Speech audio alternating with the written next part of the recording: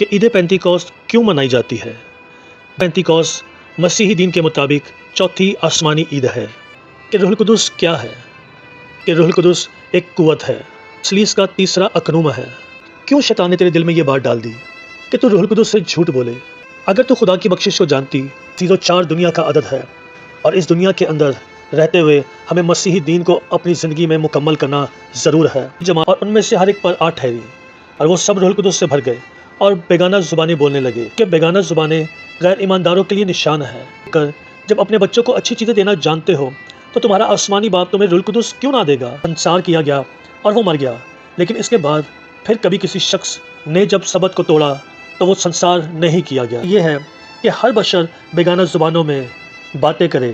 5 اس میں عقل مند تھی اور 5 بے وقوف تھی۔ تیل جو روح القدس کی علامت ہے۔ عید کو بڑی خوشی کے ساتھ منائیں کیونکہ یہ آسمانی عید ہے۔